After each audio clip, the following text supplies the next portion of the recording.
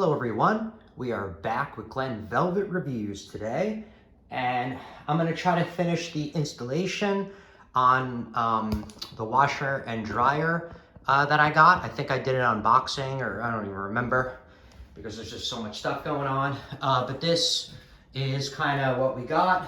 That's what it looks like from afar, so you guys can see. So I started doing the back. I did not pay for installation with the company. I got it from Home Depot. I didn't pay for the installation. I think it was 150 bucks, 160 bucks. I'm not even, maybe even 175 plus tax. And I figured all I really need is their strength. I didn't really need anything else because I had back surgery and I'm just not capable of doing anything anymore. Physically, I'm a mess. This is pretty much the setup. So I paid them to lift this machine up and put it in this, look at this, Jesus Christ. I just had to pay them to be able to lift this up and put it in this water pan for me, because there was no way I was going to be able to lift that up and get this in this pan by myself. So that's all I pretty much had them do. The only issue is they had a lot of hard work, and I can't even blame the employees. So it's not their fault, but whatever company that they work for, they should invest in better equipment to lift this stuff. This is what they do on a daily basis. This is what they do for a living. So why won't you invest and give them the tools that they need to do a job properly? Because if I want, I can really complain about this dent and this scratch, and now someone's got to come pick this up and give me a new one. I'm not going to do that because that's not the type of person I am, because I've been a laborer for a long time, and I get you can only do you can only do so much with the tools that you get. You know what I mean? And in my opinion, Home Depot, Home Depot I have to blame because they're the billion-dollar company. The companies that deliver this are, they make a couple $100,000 a year and that's it. They're not really big companies, and they have employees and they have expenses. So they're going to be as cheap as possible and not get them the proper equipment. But as you can see, mine is all scratched up, and they ended up banging into my wall a lot. Those two guys, they were pretty big, but if they had the proper equipment that I know that you can get, because I've seen it, they could have lifted this up in 2 seconds and laid it in that pan, and nothing would have happened to this. Nothing would have been scratched. It would have been great. So I really do blame the companies not looking out for their employees. Safety especially, because what good is an employee that's not working and suing you or collecting unemployment? Honestly, that really does nothing for the economy. Whatever, that's just me going on a rant. It comes with these handles, which, like I said, I can't even use. And this is kind of the setup that it came. I already did the exhaust. Make sure you follow your local and state codes. Some of them do not let you use aluminum foil tape around the seals. Only reason that is because tape is not rated for hundreds and hundreds of degrees before it either melts, not useful, maybe even lets off some kind of chemical that you can smell, which is not healthy. So there's a lot of things. So the one I have that you see on here is Nashua. I think the name of the company is the very good brand. I've been buying their insulation tape and their products for probably about 25 years now. I got specific, this insulation tape, I got the higher grade one, which is more expensive. This one is rated, I think, for like 350 degrees, I think, and where the other one was only like 200 and something degrees. So that's pretty much what I got. So I put on the tape, like I said, and then I put on the clamp, and the clamp up there as well is just a 4-inch pipe. I did like an elbow straight up. This way I can push this back and not have it move around. I did use screws. And remember, if you use screws in any of ductwork, they cannot be long, okay? Because, well, not in any ductwork, but in dryers especially that has lint, you cannot use screws too long. Otherwise, the lint is going to catch on the screws. It's going to suffocate the unit and then end up not working, and then you're going to have to clean it out. The chances of it starting a fire is slim unless you're running a unit that's like, 10, 20 years old. And then I get it. This is a brand new unit. There's safety features all over this damn unit. Like, it'll turn it off at the blink of an eye when it has any restriction that is going to cause harm. So pretty much that's the back of mine. So we're going to hook up the water lines right now. The water lines you could see go right in there. I got these water lines. These are like very expensive water lines that I got. 3/4 inch hose fitting 60 inches in length. But the inside diameter of this hose is a lot bigger than the cheaper ones that you got. This was like $10 or $15 more than the other ones that you get, but it's made not to restrict the flow. This way, this fills up quicker and you don't have as much hammering. I already have a hammer system, air hammer system on here, so we don't have hammering anyway. I don't know if I did a video on that, who knows. But this is about the dryer and the washer. So I'm gonna hook this up. We got hot and cold over here. So make sure your gaskets are in good shape. See these gaskets? I've seen these, this is brand new. You don't have to worry when they're brand new, but I'm saying if you're gonna hook up old stuff, it's only a few dollars to get brand new lines, do it.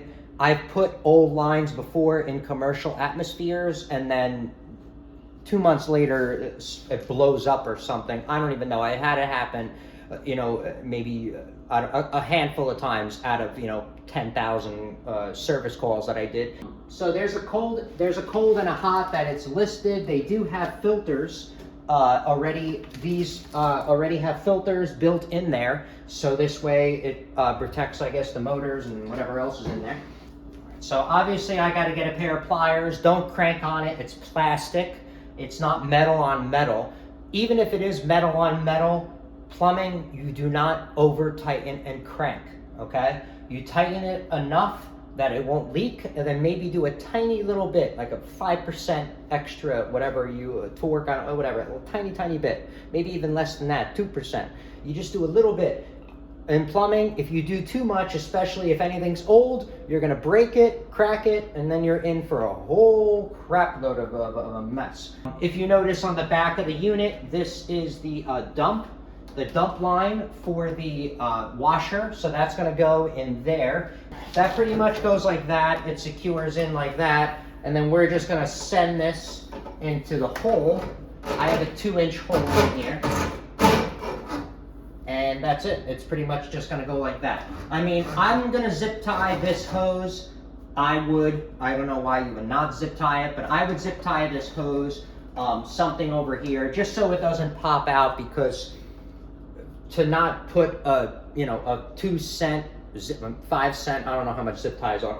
But anyway, to not put a couple cent zip tie on there, maybe even 2, to save up to probably $10,000 in water damage is a very big deal. So I would do that. Don't mess around, don't play games. Okay, so I'm gonna zip tie mine, and I do not want this touching this, because remember, this is gonna get hot.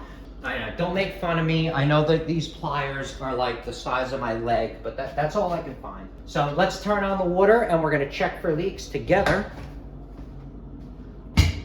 All right, so we got it. So we're gonna see, that's my setup in the wall. See how I have the hammers up there, the water hammer, suppressor, I guess, whatever you want to call it.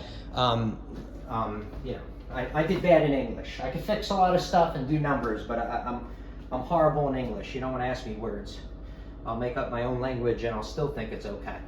So anyway, we're gonna turn this on. So I am on, my power is on. I do not see any leaks. All right, so I don't see any leaks. Good sign, we got it turned on. Awesome, now we're gonna do the gas line next, and we're gonna hook that up, which should be simple. Now, everybody has their own, preference of what they use. I use Leak Lock. I don't have anything to do with this company. I'm just telling you what I use. I've been using this company for probably around 20, 25 years. I've been using this company. So it's got the 1/2 inch on this side, which I'm gonna put my Leak Lock on here. But Leak Lock, at least with this one, You want to make sure that you only have it on the threads, okay? I've gotten a little bit of leak lock on here, and when it mixed with the water, it expanded and it clogged up the entire appliance I was working on. Maybe it was coffee, I think it was a coffee machine. All right, so I had to suck that out because stupid me. All right, so we're gonna pop this in like this. Make sure when you put your threading, your Teflon tape for gas, make sure you thread it the right way, otherwise you're gonna have a leak. I've seen that before in the field. And in the field, they always recommend you using crescent wrenches. All right, now I'm gonna hook up the gas line, but you can't even see that because it's all the way in the corner.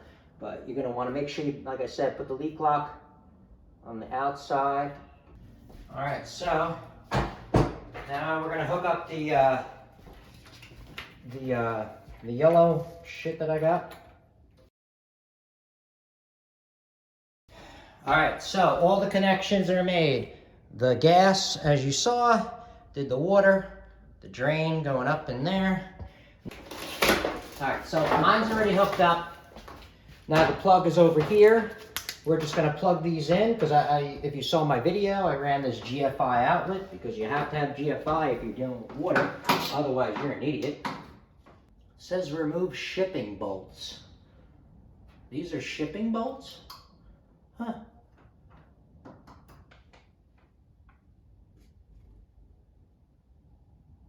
There's shipping bolts that need to come out. I'm hoping I can get them out with my crescent wrench. Let's plug it in.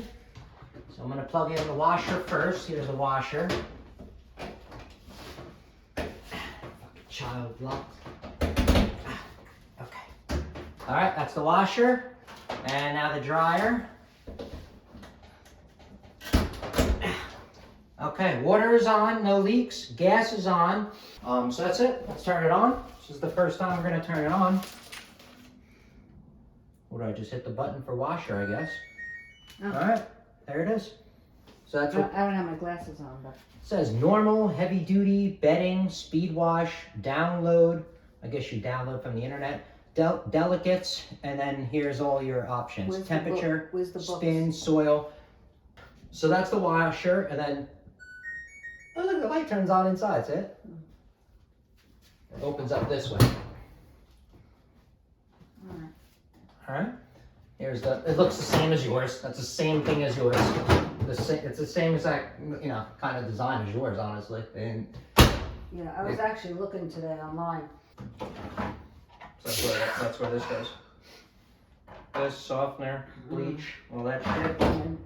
And then how do you clean the dryer? Oh, the vent's right in there. Never mind. And that door we can't do anything until we put the feet on.